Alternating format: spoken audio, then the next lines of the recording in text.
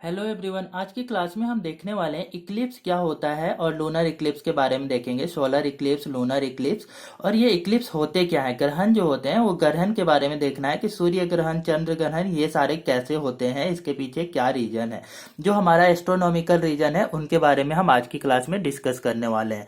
तो ये होता कैसे है, तो इसके बारे में है कि ये एक नॉर्मल से हमें ये पता होता है कि जो सन होता है, सन से ही सूर्य की किरणें आती है और ये सूर्य की किरणें क्या होती है, जितने भी हमारे प्लेनेट है, ग्रह है और जितने भी सैटेलाइट है, उपग्रह है, उनके पास उन सारे सेलेस्टियल बॉडी तक ये सारे की सारी किरणें पहुंचती हैं। ये आकाशीय पिंड जो है उन पिंडों तक पहुंचती है और किसी कारण से क्या है कि इन आकाशीय पिंडों में ये किरणें ना पहुंच पाए तो उसमें शेडो बन जाता है और उसी शेडो को बोलते हैं ग्रहण। तो ये क्या होता है कि हम ग्रहण तो पृथ्वी में रहते हैं, तो पृथ्वी के कारण और पृथ्वी में जो इम्पैक्ट पड़ेगा इस शेडो का, उसके बारे में हम स्टडी करेंगे। तो हम बेसिकली इनमें जो आपका शेडो होता है या तो अर्थ के कारण जो हमारा मून में बनता है शेडो, एक छाया, तो इस कारण से क्या होता है कि हमारा चंद्र ग्रहण हो जाता है। जैसे कि ये सूर्य है, सूर्य में ये सूर्य के चारों तरफ पृथ्वी परिक्रमा कर रही होती है। वो कौन से डायरेक्शन से करती है? एंटी क्लॉकवाइज डायरेक्शन से। और एक और भी यहाँ पे है कि ये जो चंद्रमा है, सैटेलाइट, ये सैटेलाइट क्या करता है, किसका सैटेलाइट है? तो अर्थ का है, अर्थ का सैटेलाइट है ये आपका। तो इस कारण से क्या करेगा, चंद्रमा उपग्रह है पृथ्वी का, तो ये पृथ्वी के चारों तरफ एंटी क्लॉकवाइज डायरेक्शन में करता है। हमें डायरेक्शन याद रखनी है सो दैट ये हमें इजी हो अंडरस्टैंड करने में कि ये कितने देर तक आपका चंद्र ग्रहण लग सकता है और सूर्य ग्रहण कितने देर तक लग सकता है। तो डायरेक्शन हमें इसमें याद रखनी है। और पृथ्वी कैसे करता है, अपने अक्ष पे एंटी क्लॉकवाइज करता है और सूर्य के चारों तरफ भी ये एंटी क्लॉकवाइज परिक्रमा करता है। अपने अक्ष पे भी घूर्णन कैसा कर रहा था? Anti clockwise. तो ये कंडीशन होती है कि इस अवस्था में हमारा जो पृथ्वी है वो क्या कर रही होती है, घूर्णन और परिक्रमण कर रही होती है। इसी समय में, इसी ड्यूरेशन में देखते हैं कि चंद्रमा जो है पृथ्वी के चारों तरफ 29.5 डेज में एक चक्कर लगाता है।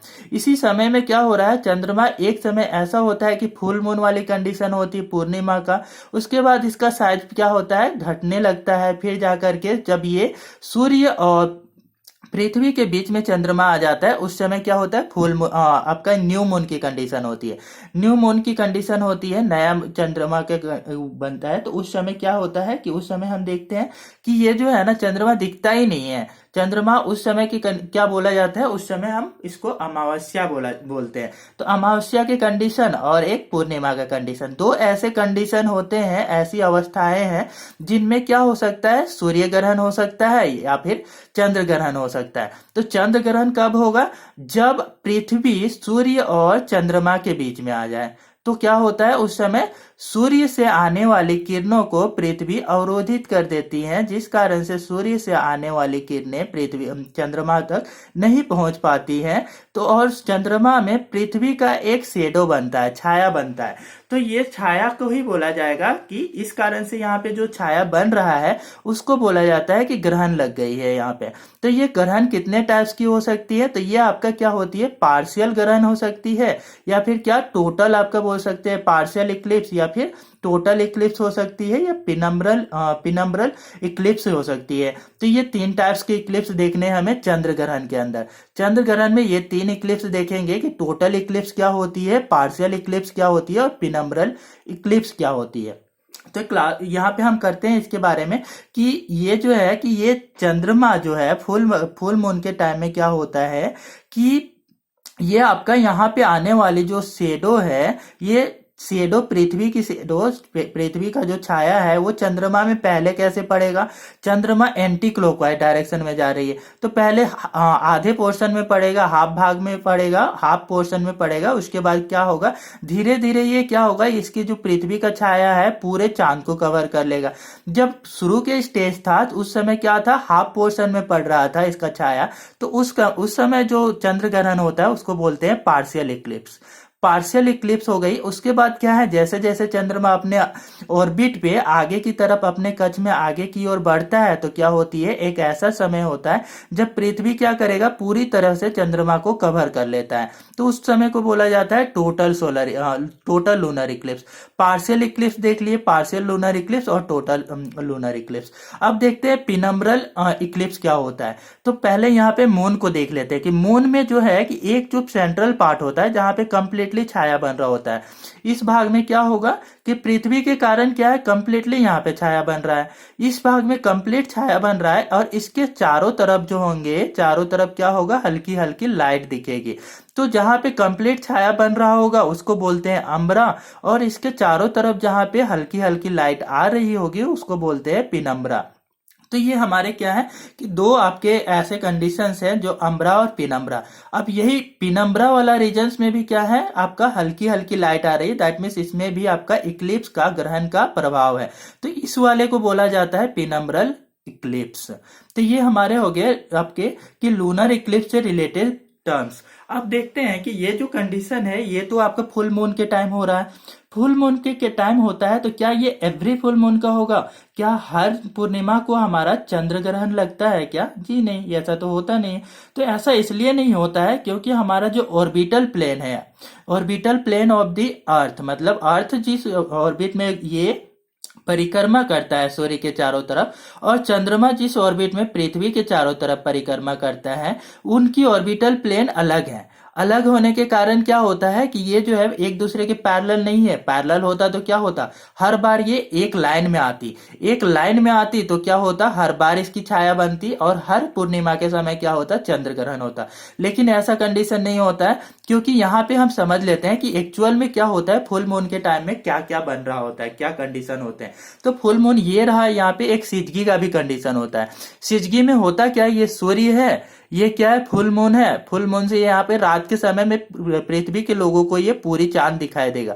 तो ये जो इस समय ऑर्बिट जो है, इसकी ऑर्बिट कितनी होती है, इस तरीके से झुकी हुई होती है। ऑर्बिटल प्लेन इसका चांद का कुछ ऐसा होता है और पृथ्वी का कुछ ऐसा होता है।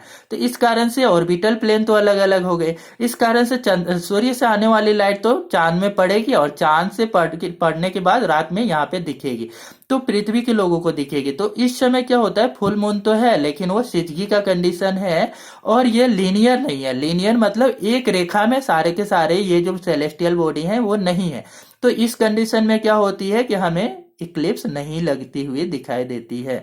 तो ये आपकी कंडीशन होती है। यही वाला कंडीशन अप्लाई होगा आपका लूनर इक्लिप्स के टाइम में भी, कि इस कारण से सोलर इक्लिप्स के साथ। लूनर इक्लिप्स में तो हो ही रहा है कि लूनर इक्लिप्स में एवरी आपका देखते हैं कि एवरी फुल मून को लूनर इक्लिप्स नहीं होता है। इसी टाइप से एवरी न्यू मून को हमारा क्या है कि सोलर इक्लिप्स नहीं होगा, क्योंकि ये इस कंडीशन में लोगे तो आपका क्या होगा, यहां से आपका ये कंप्लीटली कवर अप नहीं करेगा, इसका शेडो यहाँ पे कंप्लीट नहीं बनेगा पृथ्वी में। बिकॉज ऑफ दिस रीजन क्या होगा कि यहाँ पे आपका कि उस समय कंप्लीट बोल सकते हैं कि सोलर इक्लिप्स नहीं लगेगा। तो अभी तो लूनर इक्लिप्स डिस्कस कर रहे हैं, तो अम्बरा, पिनम्बरा और पिनम्ब्रल इक्लिप्स, इन सारी चीजों के बारे में हम डिस्कस कर चुके हैं।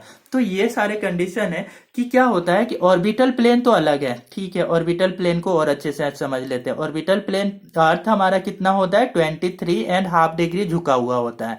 अपने जो ये प्लेन है, ऑर्बिटल प्लेन से ये अर्थ का कितना टिल्ट है, अर्थ का टिल्ट होता है, अर्थ का झुकाव है 23.5 डिग्री। और चंद्रमा का भी अपने ऑर्बिटल प्लेन से झुकाव होता है 5 डिग्री का, 5 डिग्री का। तो 23.5 डिग्री आपका अर्थ का ऑर्बिटल प्लेन का झुकाव, और चंद्रमा का 5 डिग्री का ऑर्बिटल प्लेन का झुकाव। दैट मीन्स कितने डिग्री का, टोटल आपका 28.5 डिग्री का ऑर्बिटल प्लेन में झुकाव होता है। दैट मीन्स क्या होगा, चंद्रमा कुछ ऐसी परिक्रमा कर रहा है, इस तरीके से परिक्रमा कर रहा है।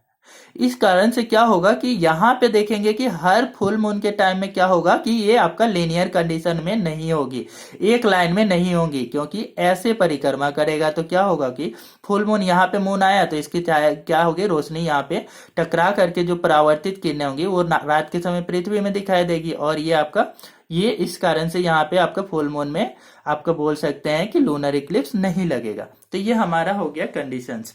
अब इनकी डेफिनेशंस देख लेते हैं कि क्या होता है। कि डेफिनेशंस क्या होती है कि ये जो है in a linear position the sun earth and moon the shadow of the earth on the moon is called lunar eclipse. जब आपका क्या होती है लीनियर पोजीशन में सन अर्थ और मून हो जाए एक रेखीय में, है ना, एक रेखा में हो जाए, तभी आपका इक्लिप्स लगेगी। और जब शेडो बनेगा अर्थ का मून पर तो इसको लूनर इक्लिप्स बोलेंगे। वाइल जबकि the obscuration of the sun behind the moon is called solar eclipse. क्या होता है कि ये आपका मून जो है, मून कवर करने लगे सोलर रेज को, पृथ्वी में आने से ऑब्सक्यूर कर दे, रोक दे, उस कंडीशन में क्या होगा, सोलर इक्लिप्स बनेगा। तो ये हमारे क्या हो गए कि इक्लिप्स हो गए। टाइप्स ऑफ इक्लिप्स कितने होते हैं, दो तरीके का, एक है लूनर इक्लिप्स और दूसरा सोलर इक्लिप्स। लूनर इक्लिप्स के बारे में अभी डिस्कस किए। और सिज की कंडीशन ये ऐसी कंडीशन होती है जिसको क्या है कि ये जो है कि तीन तो सेलेस्टियल बॉडी एक साइड है, लेकिन ये क्या होंगे कि ऊपर से मैं पिक्चर लू ना, एरियल पिक्चर लू ऊपर से, स्पेस से, तो ये सब कैसे लगेंगे उस पिक्चर में कि एक लाइन में है। लेकिन इस तरीके से देखे तो क्या ये लीनियर है, नहीं है। तो ये आपका क्या है, लीनियर नहीं होते हैं। तो इस कारण से क्या है कि हर फुल मून को आपकी सिजगी तो होता है, लेकिन ये लीनियर ना होने के कारण हर फुल मून को आपका इक्लिप्स नहीं होगा। तो ये आपके यहाँ पे देखे थे। फुल मून तो देख लिए कि फुल मून क्या होता है, और लीनियर पोजीशन क्या होती है, तो एक रेखा में आ जाना, उनको बोल रहे हैं लीनियर पोजीशन।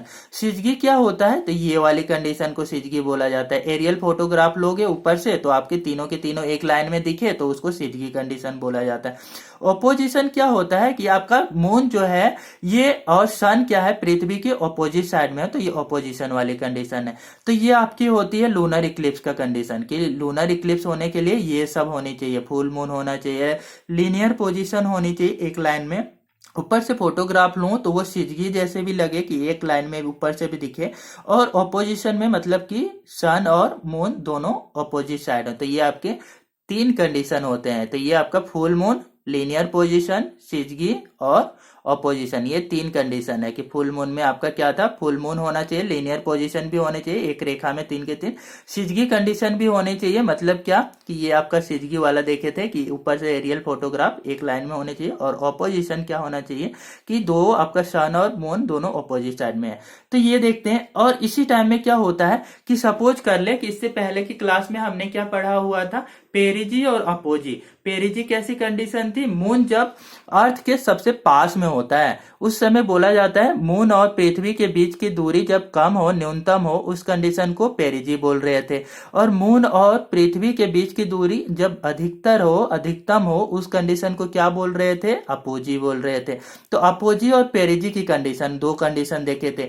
तो क्या होती है कि एक ही कैलेंडर मंथ में दो बार फुल मून हो जाए, तो दो बार फुल मून होती है। तो सेकेंड फुल मून कब होती है, जैसे फर्स्ट फुल मून आपका 1 या 2 तारीख को होती है किसी कैलेंडर मंथ में, तो सेकेंड फुल मून 29.5 डेज बाद, दैट मीन्स क्या 29 डेज बाद ले तो आपका 30 या 31 को होगी। तो उस समय के जो सेकेंड मून वाले को बोला जाता है, एक ही महीने में जो दो पूर्णिमा होता है तो दूसरे पूर्णिमा को बोला जाता है ब्लू मून। तो वो ब्लू मून भी आपका क्या है, फुल मून है। तो इस कारण से वो क्या, उसका नाम है होता है ब्लू मून। और ये जो ब्लू मून है कभी आपका क्या होता है कि रेड कॉपरी कलर का दिखाई देता है। तो रेड कॉपरी कलर का दिखाई देगा तो उसको क्या बोलते हैं, रेड मून या फिर ब्लड मून भी बोलते हैं।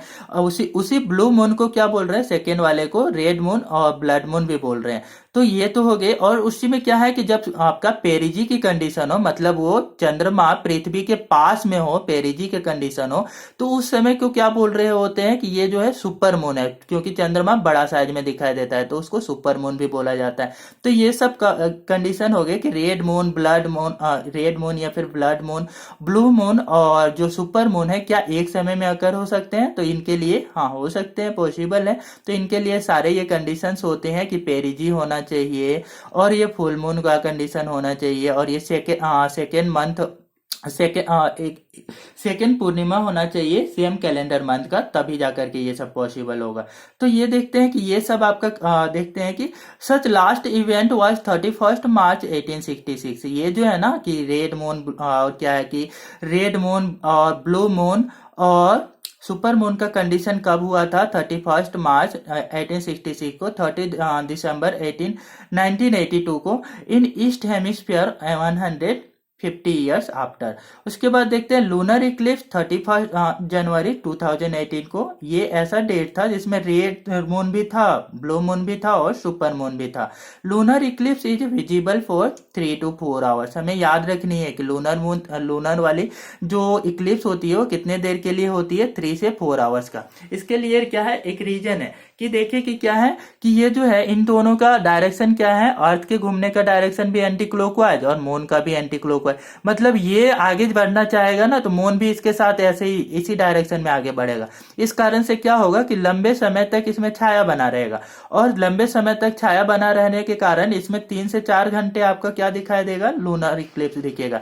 जबकि सूर्य ग्रहण जब लगेगा तो ये चंद्रमा क्या होगा? यहाँ पे होगा और इनकी डायरेक्शन ऑपोजिट होगी। चंद्रमा इस साइड आ रही होगी इधर, और पृथ्वी इधर जा रही होगी। तो इस कारण से देखेंगे जो चंद्र ग्रहण होगा ना, सॉरी, सूर्य ग्रहण होगा वो क्या 7 से 8 मिनट के लिए ही होगा, बहुत कम समय के लिए होता है। वाइल जबकि हम देखते हैं कि 3 से 4 घंटे के लिए क्या होता है? लूनर इक्लिप्स होता है।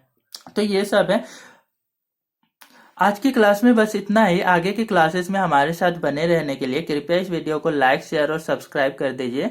और इसके लिए हमारा जो एस्ट्रोनॉमी खगोल शास्त्र का जो एक पूरी की पूरी प्लेलिस्ट बनी हुई है, तो उस प्लेलिस्ट में जाकर के इससे रिलेटेड जो हमारा ज्योग्राफी ऑप्शनल से लेकर के ज्योग्राफी से रिलेटेड सारे टॉपिक्स को 1 by 1 कवर कर रखे हैं। तो आप उन सारे प्लेलिस्ट में से जा करके उन पर्टिकुलर टॉपिक्स के बारे में अच्छे से लर्न कर सकते हैं।